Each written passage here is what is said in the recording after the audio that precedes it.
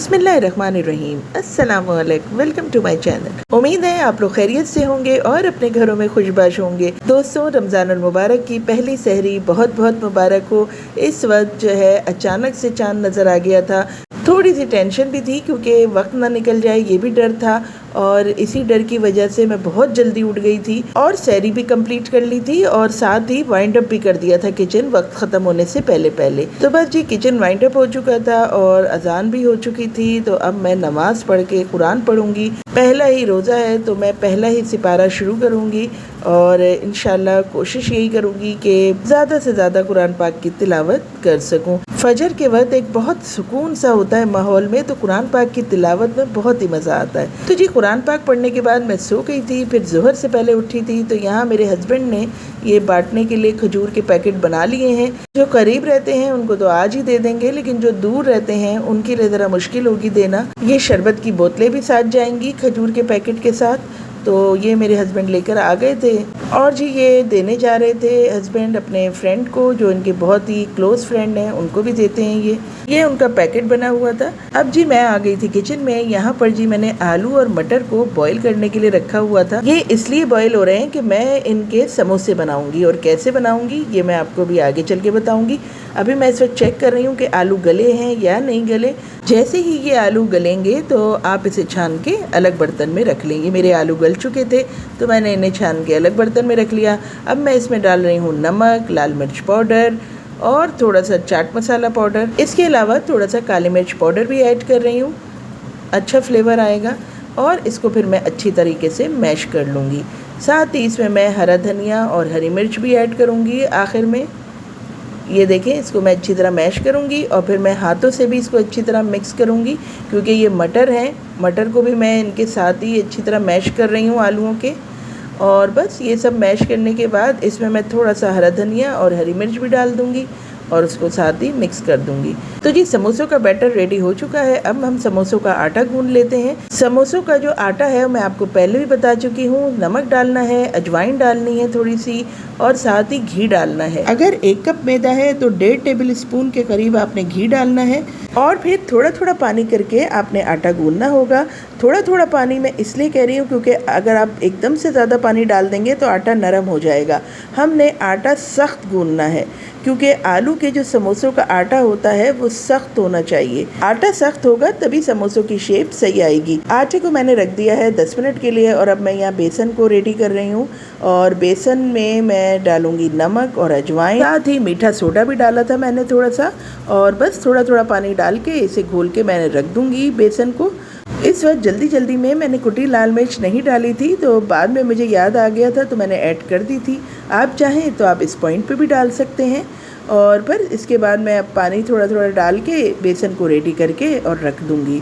तो ना ज़्यादा ये पतला होगा और ना ज़्यादा आपने ये गाढ़ा रखना है बेसन।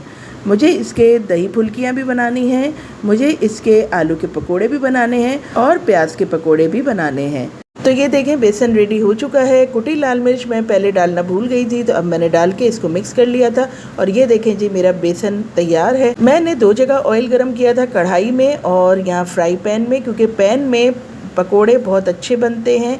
ख़ासकर दही बड़ों के जो बड़े होते हैं वो मुझे ये फ्राई पैन में सही लगते हैं, तो मैं इसमें बना रही थी। और जो कढ़ाई है उसमें मैं समोसे तल रही थी।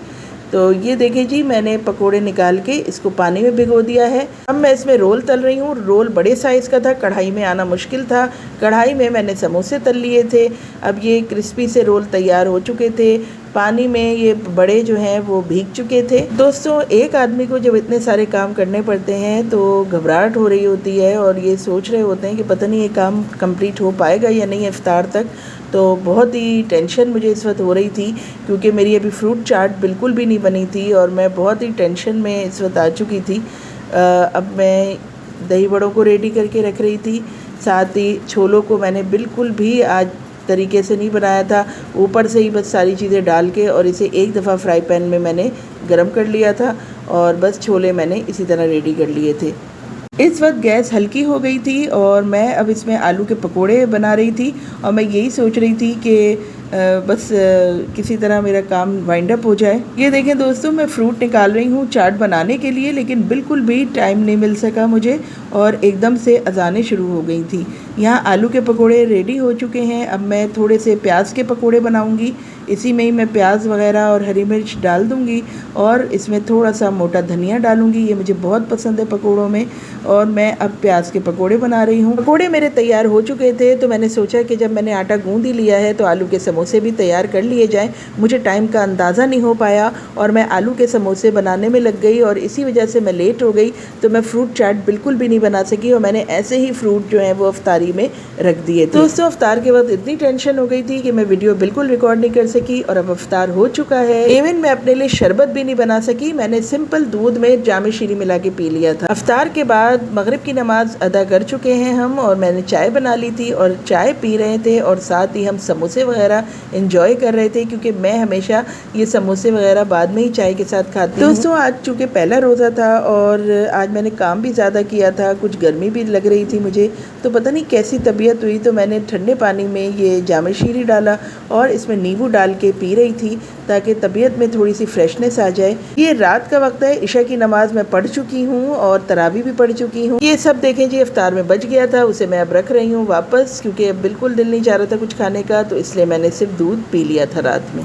तो दोस्तों, ये थी मेरी रमज़ान के पहले दिन की सहरी से लेकर अफ्तार तक की रूटीन। दोस्तों, पहला दिन था तो इसलिए थोड़ी सी गड़बड़ हुई थी, लेकिन अब इंशाल्लाह जो नेक्स्ट डेज़ होंगे उसमें मैं मज़े की चीज़ें भी बनाऊंगी, मज़े की रेसिपीज़ आप लोगों के साथ शेयर करूंगी और मज़े की वीडियोस भी आप लोगों के लिए लेकर आऊँगी। तो मेरे चैनल के साथ जुड़े रहिएगा, एंजॉय कीजिएगा मेरे साथ। मिलती हूँ आपसे कल एक नए ब्लॉग में। जब तक के लिए अल्लाह हाफिज़ एंड गुड बाय।